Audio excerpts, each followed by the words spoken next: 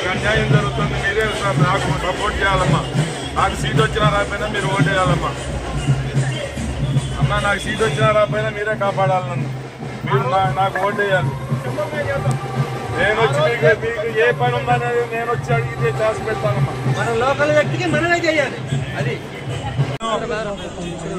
ఏ రోజు కూడా దేవుడికి దండం పెట్టలా.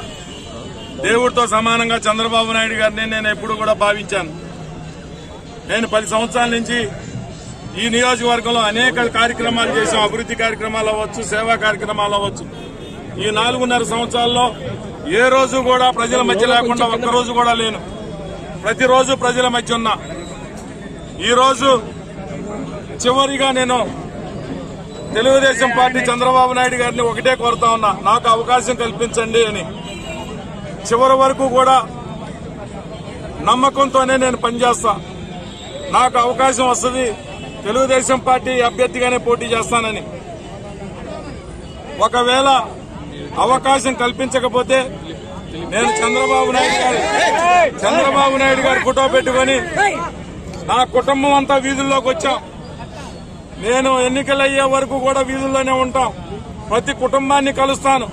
నాకు జరిగిన అన్యాయాన్ని నేను ప్రజలందరికీ తెలియజేస్తా. ఈరోజు నేను ఆర్థికంగా అన్నిటి పరంగా, కుటుంబ పరంగా, అన్నిటి పరంగా నేను నష్టపోయి ఉన్నా. నేను ఈరోజు పార్టీకి నా అవసరం ఎందుకు లేదు అనేది పార్టీ సమాధానం చెప్పాలని నేను అడుగుతా ఉన్నా. నేను తప్పకుండా ఈ నియోజకవర్గంలో పోటీ చేస్తాను. ప్రతి కుటుంబాన్ని కలుస్తాను. నేను 100 సార్లు పేద ప్రజల దగ్గరికి వచ్చాను. నేనే ప్రజల అవసరాలు తెలుసుకొని పనిచేస్తానని చెప్పి వాళ్ళకి హామీ ఇస్తున్నా.